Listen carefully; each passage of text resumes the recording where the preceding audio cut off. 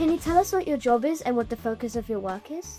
So I am currently the head of safeguarding at the BBC, and I've been there for 3 years now. And the focus of my work is to make sure that all of the children that the BBC engage with, whether that's on productions or the events that we put on or the events that we have in our offices, that they are done safely and that children can enjoy them and thrive in the environment. That's a really important job. Thank you.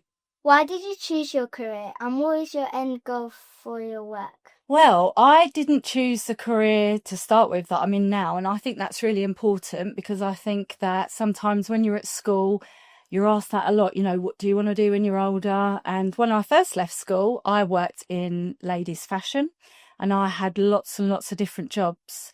But I'm really glad that I did that because it taught me so many skills.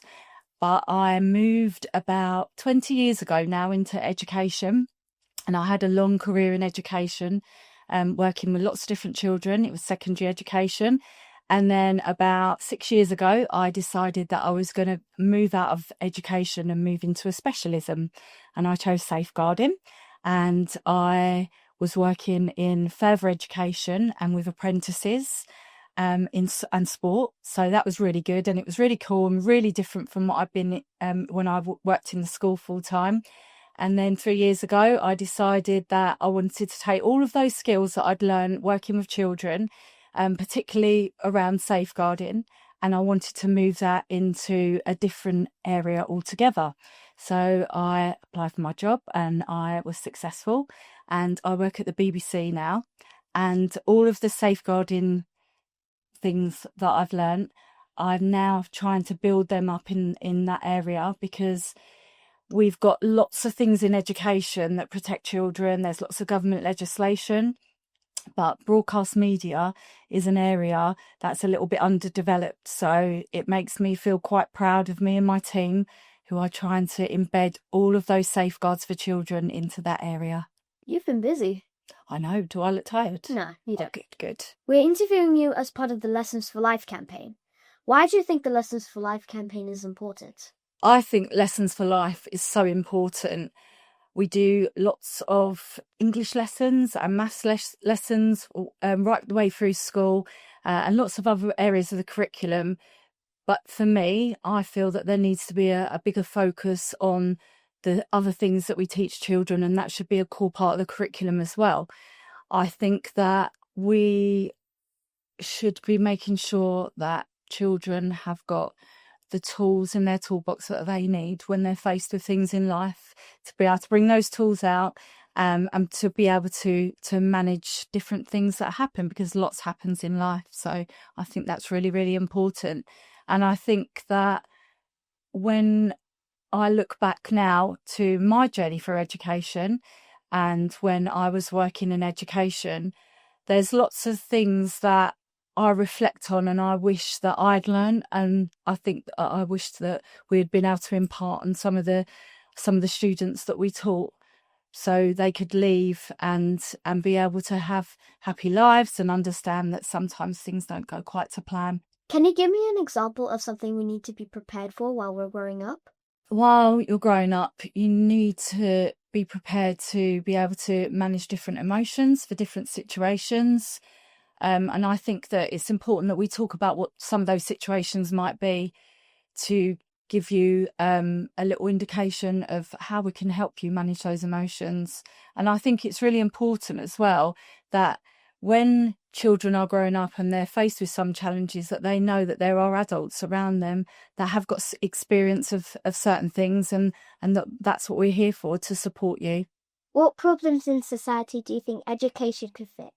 I think that there is a huge emphasis on what we see online, and I think that there is a gap between what sometimes adults are aware of online, because I didn't grow up with a mobile phone, so I have to stay really on top of that to understand what my children are looking and seeing. And I think that more needs to be done in education around making sure that children are aware of what is misinformation, what is not helpful, and what is quite dangerous, really, and what they're seeing online. And there's lots of controls that can be put in place for that. But sometimes I think that, those controls don't always work, and there's ways of navigating around online content. And I think that's a really, really scary space. And I think that actually the adults need to take more responsibility for that as well, because there's lots of platforms that maybe need to put some more controls in, which is why we are getting the online safety bill. So I think that'll be really helpful. But education plays a part in lots of different things that are happening right now. What was your experience with PSHE or life skills lessons when you were in school? Well, I'm going to have to cast my mind back for this one. And I'm going to be really honest. I actually don't remember having a huge deal of PSHE or life skills lessons at school. And I can't remember too much around anything to do with my personal development. And I think that there's an opportunity now to drive change with that, because I can only speak from personal experience, but I've had to kind of learn and navigate through life as I've gone along and make mistakes and try and look as an adult to sort of rectify some of those mistakes. And I really hope now that there's an opportunity for better foundations for children, so you're equipped with those tools that we talked about to be able to make better choices. Every adult that we have interviewed says that they haven't really had a good experience with PSHE or life skills lessons. So this generation, we are actually lucky to have a good education and a good viewpoint on PSHE, actually. And I agree with that. And I'm glad that it's not just, I've got a really bad memory that I can't remember PSHE. We're now going to test your knowledge. This hack contains some life skills questions for you to answer. Are you ready? I'm ready.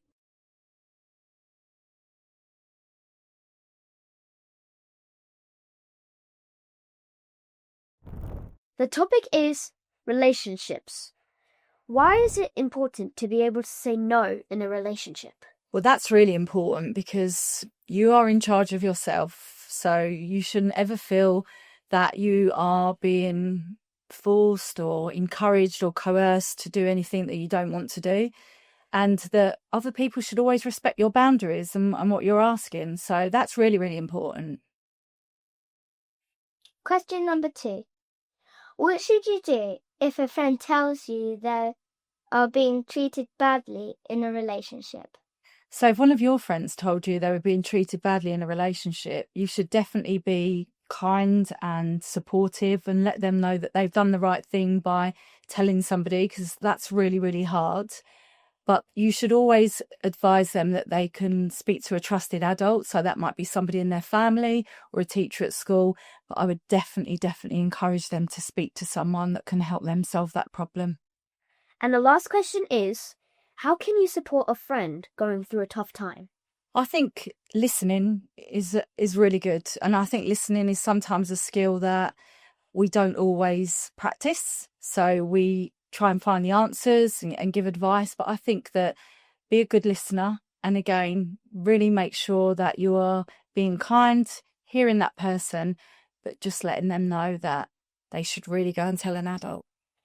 Listening to someone is actually a really good skill you could have. It's not just hearing their voice, it's actually taking in what they say. We call that active listening. Kim, can you tell me what is your biggest life lesson to date? Well, that's a good question. And I don't think it's like one single event that's happened. But I think when I look back at, all of the roads that I've travelled down in my life, the different things that I've done, I think that the biggest life lesson is to realise that not everything goes to plan, and that sometimes things happen that you've got no control over. And it's really important that you've got the skills to be able to adapt to those situations. And I think that's really important when you've got your own children as well, because that was an adaptation in my life. And to be able to sort of bring children up and impart all the knowledge that I've got on them and, stay with them and help them, guide them through their life decisions and their mistakes and their highs and lows as well. It's ever evolving. So I think that being adaptable to situations that don't quite always go to plan, I think is a life lesson. And I don't think that will ever stop. I think that's something that would affect us all. If you can change one thing about education, what would it be? If I could change one thing about education, I think that I would really like to see more lessons for life, which is why I support the campaign. And I think that that's really important because it's not just about what you learn in the classroom. I think that we should be looking at equipping children with the skills to be able to make more decisions around other things that they might face in their lives.